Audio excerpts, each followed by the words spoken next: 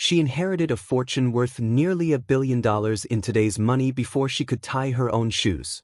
By 21, she was one of the wealthiest women in the world.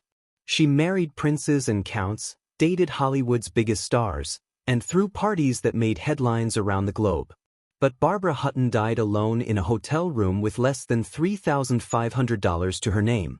7 marriages, 7 divorces, a childhood trauma that would haunt her until her last breath, and a desperate lifelong search for something money could never buy. This is the story of the poor little rich girl, and how one of America's greatest fortunes was squandered in the most heartbreaking way imaginable. The Woolworth Empire and a Childhood in Shadows. Barbara Woolworth Hutton was born on November 14, 1912 into a world of unimaginable privilege. Her grandfather, Frank Winfield Woolworth, had built an empire from nothing. Starting with a single 5 and dime store, he'd created a retail chain that stretched across America. The Woolworth Building in New York City was the tallest building in the world when it was completed. Frank Woolworth was one of the richest men in America, and Barbara was his granddaughter. Her father, Franklin Laws Hutton, was co-founder of E.F. Hutton and Company, one of the most respected investment banking firms on Wall Street. Her mother, Edna Worth Hutton, was the daughter of Frank Worth himself.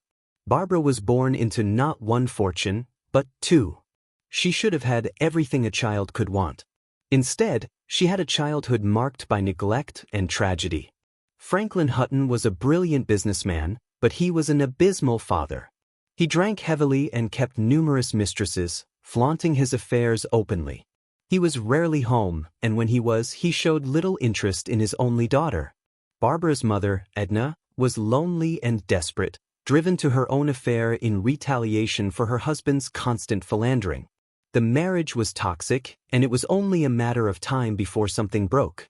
On May 2, 1917, when Barbara was just 4 years old, she walked into her mother's bedroom to wake her for breakfast. But Edna wouldn't wake up. The little girl shook her mother's shoulder, called to her, tried everything a 4-year-old would think to do. Nothing worked. Edna Worth Hutton was dead at 33. The official cause was listed as suffocation due to mastoiditis, an ear infection, but rumors persisted then, and continue to this day, that Edna had taken poison, that she'd ended her own life in despair over her husband's betrayals. The coroner decided no autopsy was necessary.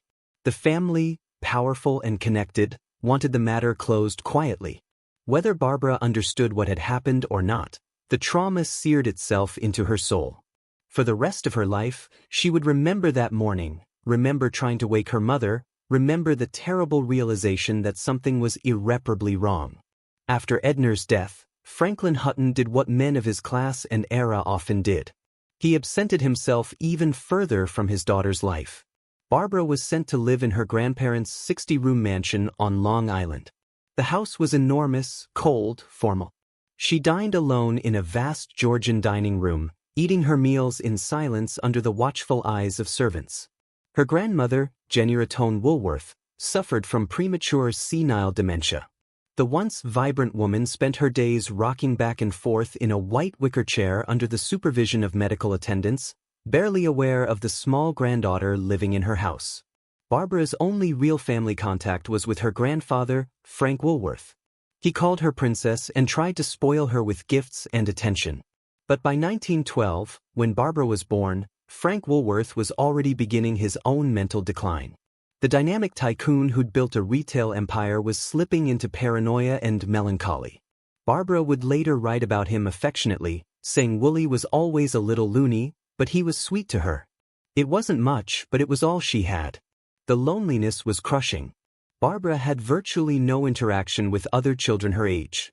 She was raised primarily by governesses and nurses who rotated through her life, none staying long enough to form real bonds.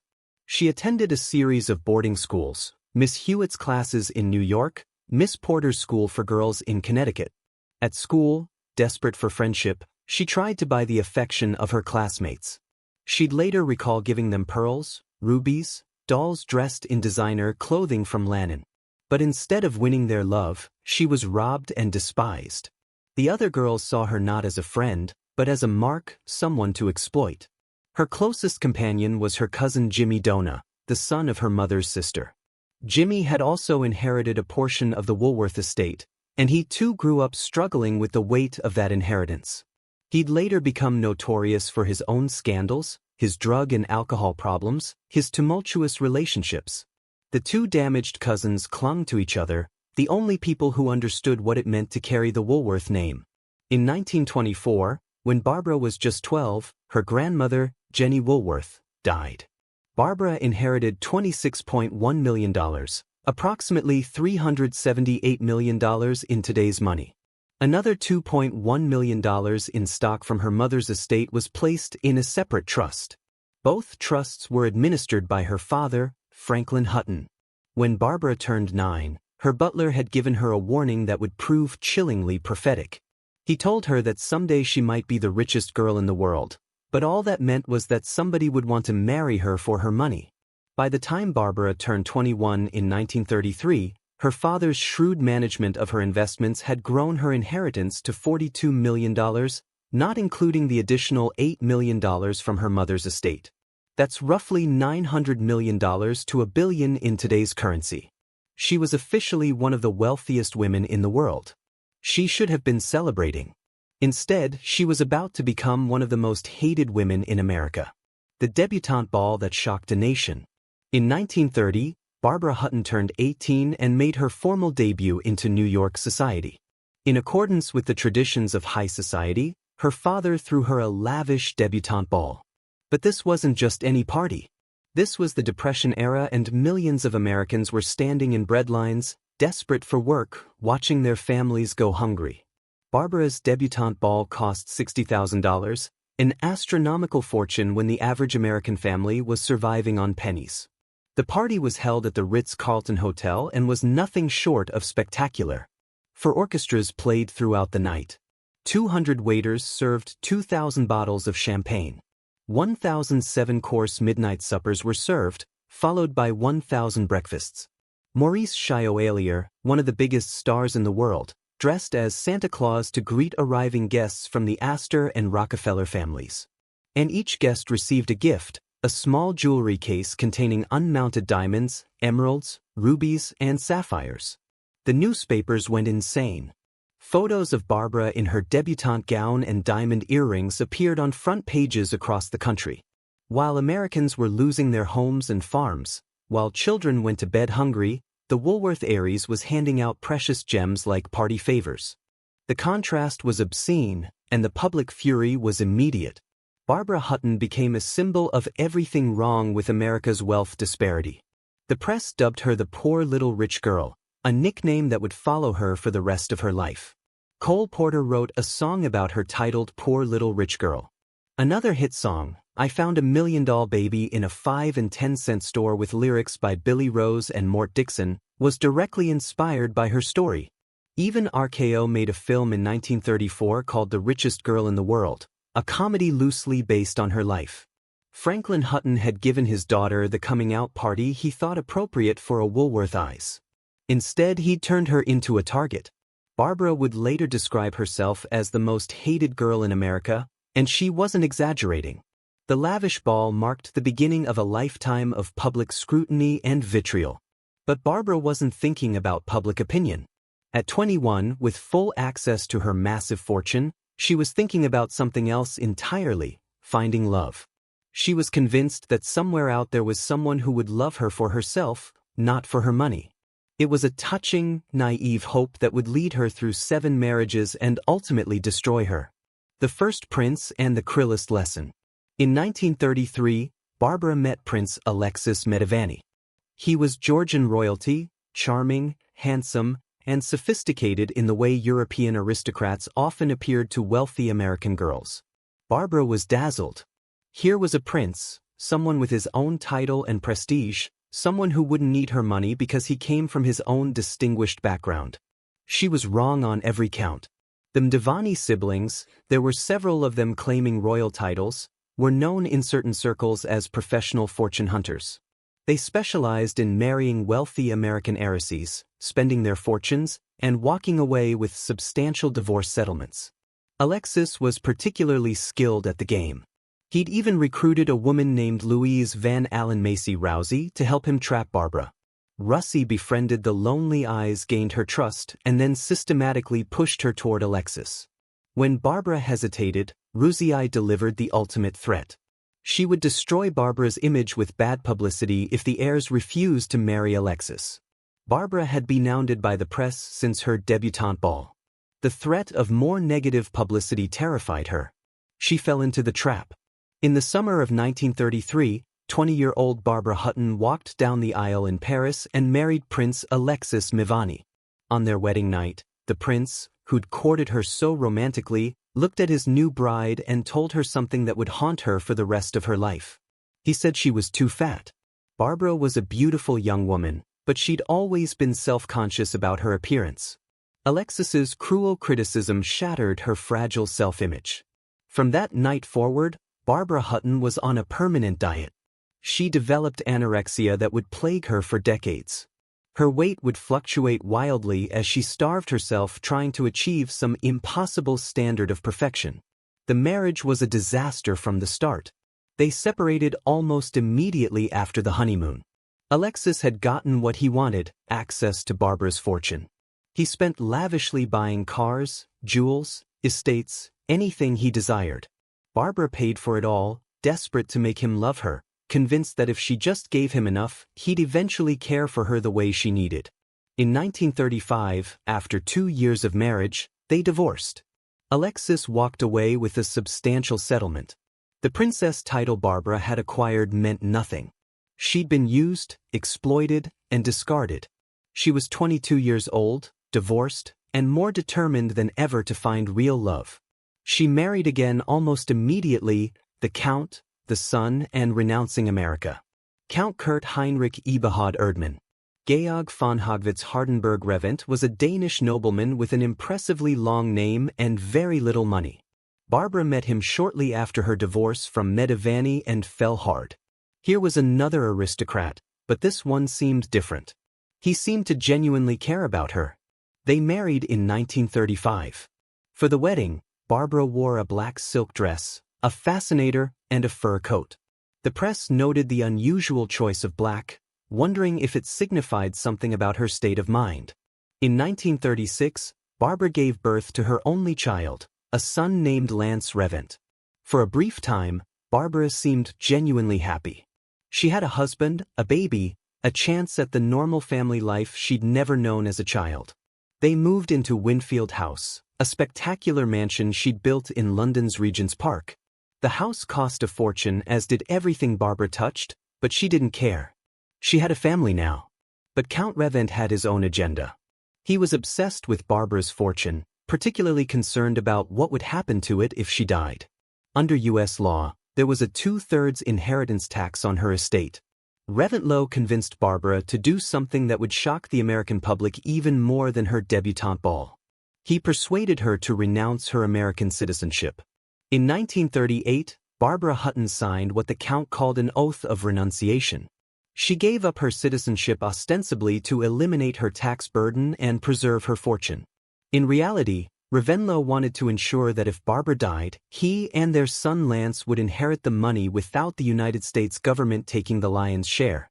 When the news broke that Barbara Hutton had renounced her American citizenship, the backlash was immediate and vicious. Millions of Americans had bought their goods at Woolworth stores, nickels, and dimes that had built the fortune Barbara now enjoyed. And she'd turned her back on the country that made her family wealthy.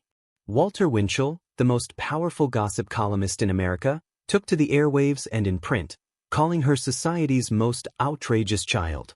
The New York Times called her despicable. One newspaper editorial described her as a traitor who'd been financed by America's poor people only to abandon the country in its hour of need. The Daily News wrote scathing columns about how Barbara was spending millions of American nickels and dimes collected from poor people, preparing to marry a foreigner whose name hardly mattered. Barbara was devastated by the hatred directed at her. But the damage was done. She'd made her choice and America would never forgive her for it.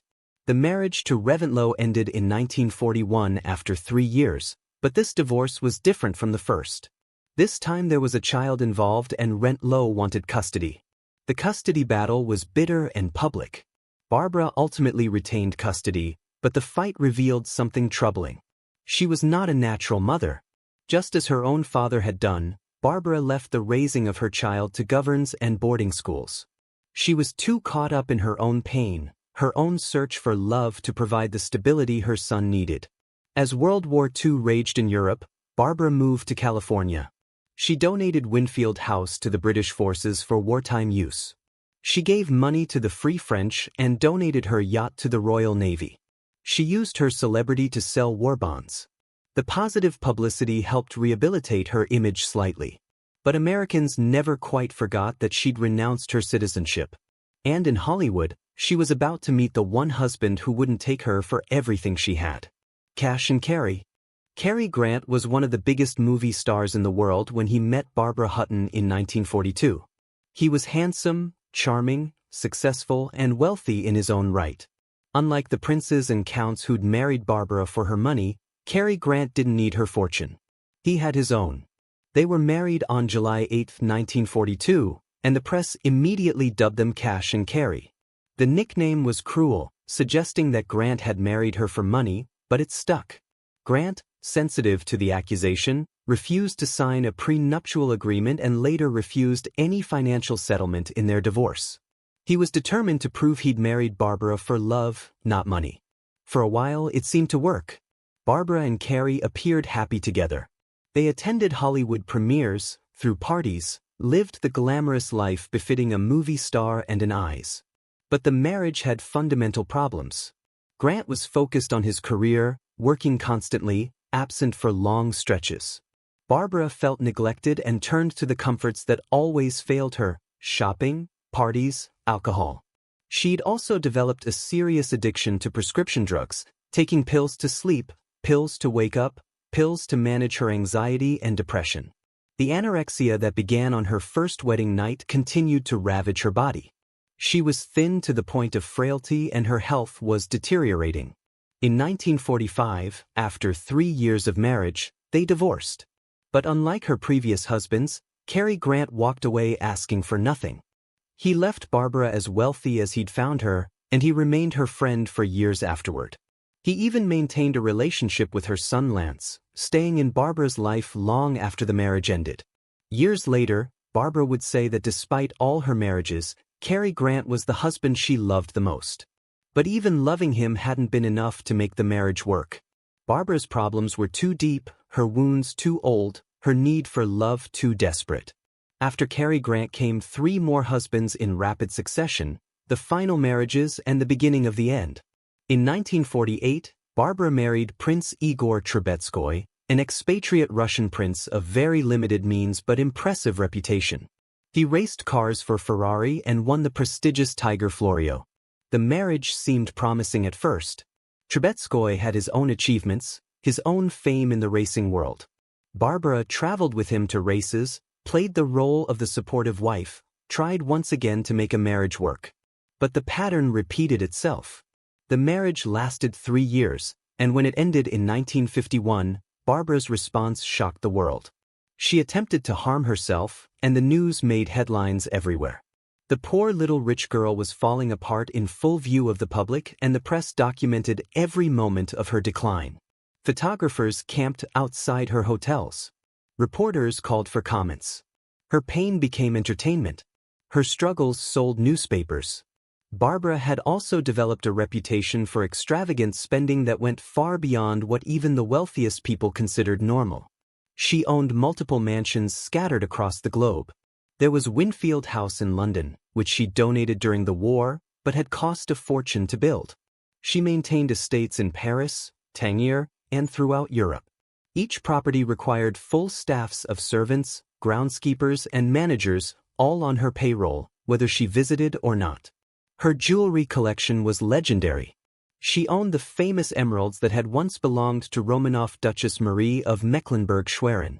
She'd transformed these historic gems into a tiara with a yellow gold frame, one of the most spectacular pieces of jewelry in private hands.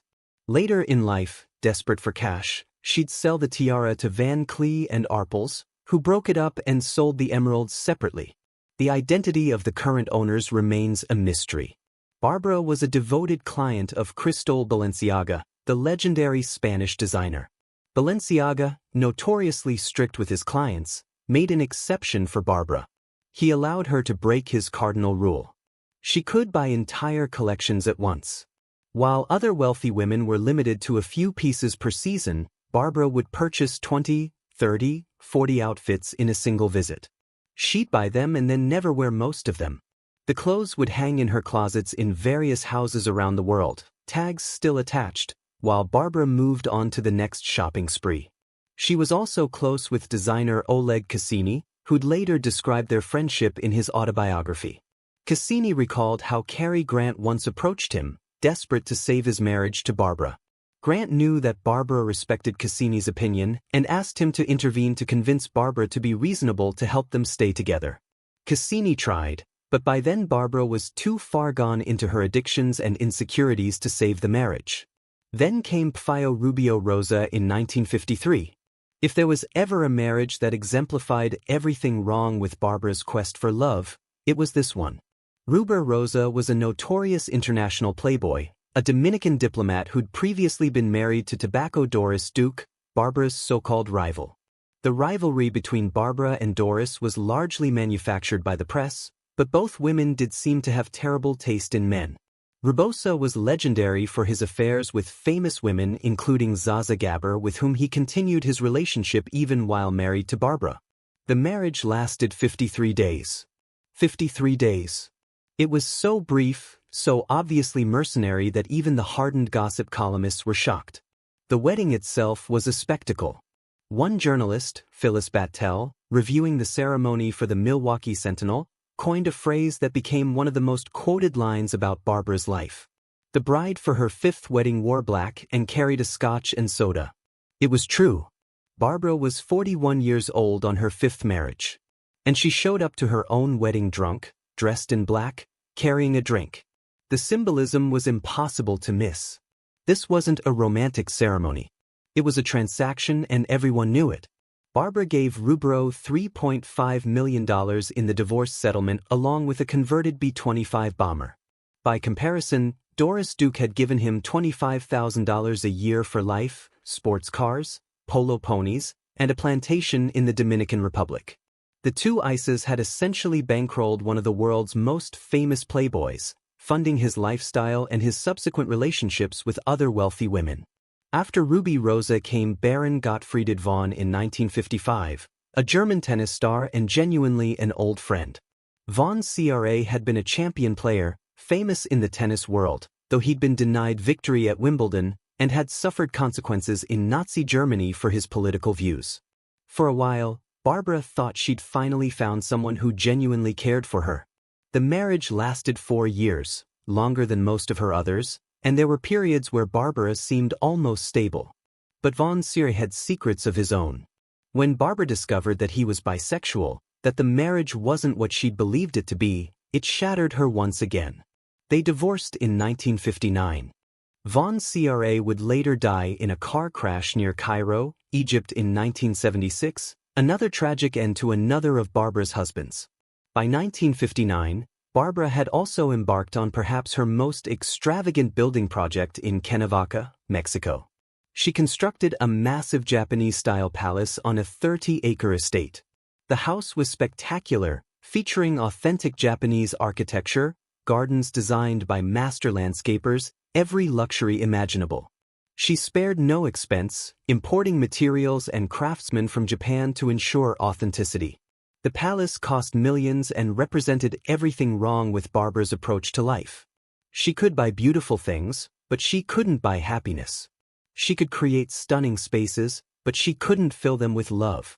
In 1964, Barbara married for the 7th and final time.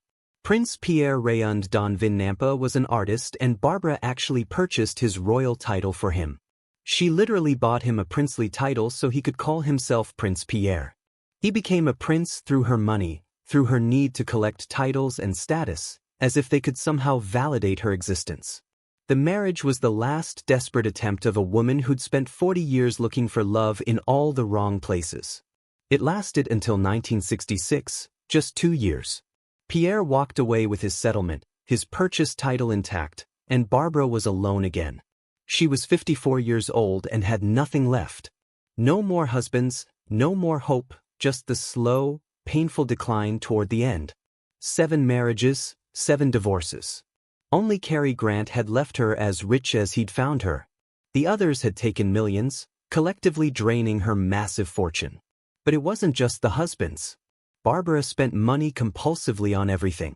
Beyond the houses and the jewelry and the clothes, she gave generous gifts to anyone who showed her the slightest kindness, desperate to buy the affection she couldn't earn. She'd tip servants thousands of dollars. She'd buy cars for friends on a whim. She'd hand out jewels like candy, convinced that if she just gave enough, someone would love her. Her financial advisors, the men trusted with managing what remained of her wealth, weren't helping. They made questionable investments, took suspicious fees, and failed to protect her from herself. Some were likely stealing outright, confident that Barbara was too lost in her addictions and grief to notice or care. And through it all, Lance, her only child, watched his mother destroy herself. The loss that broke her. Lance Reventlow had grown up watching his mother marry and divorce, watching her spiral deeper into addiction and despair. Despite the chaos of his childhood, or perhaps because of it, Lance tried to build his own life. He became a racing car driver, following in the footsteps of his stepfather, Igor Trubetskoy. He married, had a son, tried to create the normal family life his mother never could. On July 24, 1972, Lance Revent was killed when his plane crashed in the mountains near Aspen, Colorado. He was 36 years old. The news destroyed what was left of Barbara Hutton. Her only child, the one person who should have outlived her, who should have carried on after she was gone, was dead. She had outlived her son, and the grief was unbearable. Barbara had already been deteriorating for years, but after Lance's death, she gave up entirely. Friends who saw her described a disturbing echo of the beautiful Heiress she'd once been. She spent most of her time in bed drinking Coca-Cola and chain smoking. Her weight dropped to dangerous levels as the anorexia consumed her. She barely ate, barely moved, barely lived. Designer Oleg Cassini, who'd known her for years, saw her near the end and was shocked. He remembered her as being very thin, almost skeletal. The spirit was gone. The life was gone out of her. She was a ghost, haunting the luxury hotel suites where she spent her final years. Barbara had burned through her entire fortune. The billion-dollar inheritance had vanished, spent on houses she never lived in, jewels she barely wore, and 7 husbands who'd taken whatever they could carry. She'd given away millions to friends and hangers-on to anyone who promised her affection. Her financial advisors, trusted with managing her wealth, had also exploited her, making questionable investments and siphoning off money for themselves. By the mid-1970s, Barbara Hutton was broke. The richest girl in the world had less than $3,500 in her bank account. On May 11, 1979, Barbara Hutton suffered a heart attack in her suite at the Four Seasons Hotel in Los Angeles. She was 66 years old. She died alone with no family by her bedside, no husband holding her hand, no friends mourning in the next room. Her funeral was attended by 16 people. 16. The woman who'd thrown parties for thousands, who'd married princes and movie stars, who'd once been one of the most famous women in the world, was mourned by 16 people. She was buried in the Woolworth family mausoleum at Woodlawn Cemetery in the Bronx next to the mother she'd found dead when she was 4 years old. The circle was complete. The poor little rich girl had come home, had the legacy of Barbara Hutton. Looking back at Barbara Hutton's life, it's easy to see it as a cautionary tale about the dangers of inherited wealth. Financial advisors still use her story as an example of how not to structure trusts, how not to provide for heirs. Her grandfather, Frank Worth, could have designed a trust that would have protected Barbara from herself and from the fortune hunters who circled her like sharks. He could have specified that only a certain percentage be distributed at certain ages, or that the money remain in trust to be managed by responsible trustees throughout her life. But that analysis, while accurate, misses the deeper tragedy. Money wasn't Barbara's real problem. Loneliness was. She was 4 years old when she found her mother's body. 4 years old when her father essentially abandoned her emotionally. She grew up in boarding schools and enormous empty mansions raised by rotating staff with almost no meaningful human connection. The money made her a target, Yes, but it was the lack of love that destroyed her. Every marriage was an attempt to find what she'd never had. Someone who would love her unconditionally. Someone who would choose her not for her fortune but for herself. She gave away jewels to schoolgirls hoping to buy friendship. She married princes hoping titles would somehow fill the void inside her. She had everything money could buy and none of what money can't. The anorexia that began on her first wedding night, triggered by her first husband's cruelty, became a slow form of self-destruction. She was literally disappearing, making herself smaller and smaller, as if she could somehow become invisible to the pain that haunted her. And the press, which had dubbed her the poor little rich girl, never let her forget that she was public property. Every marriage was dissected. Every divorce was a scandal. Her grief was entertainment. Her struggles were fodder for gossip columns. She couldn't escape the spotlight. Couldn't hide from the judgment. Couldn't simply be a person rather than a symbol. Barbara Hutton's life asks uncomfortable questions about wealth, about privilege, about the price of fame. Was she a victim or was she complicit in her own destruction? The answer is probably both. She made terrible choices, married men who obviously wanted her money, spent compulsively, and never learned to protect herself. But she was also a traumatized child who never received the help she needed, who was exploited by nearly everyone around her, who spent 66 years looking for something as simple and as impossible as genuine love. In the end, Barbara Hutton proved that her butler had been right when she was 9 years old. She became the richest girl in the world. And all it meant was that people wanted to marry her for her money. Every single one of them except Cary Grant took what they could and left. And even Grant, who loved her as much as anyone did, couldn't save her from herself. The poor little rich girl died poor in everything but the lessons her life teaches. Money can't buy happiness. It can't heal childhood trauma. It can't replace love with something purchased. And sometimes being born with everything means dying with nothing at all. If you enjoyed this video, please like and subscribe to our channel so you never miss out on more fascinating stories.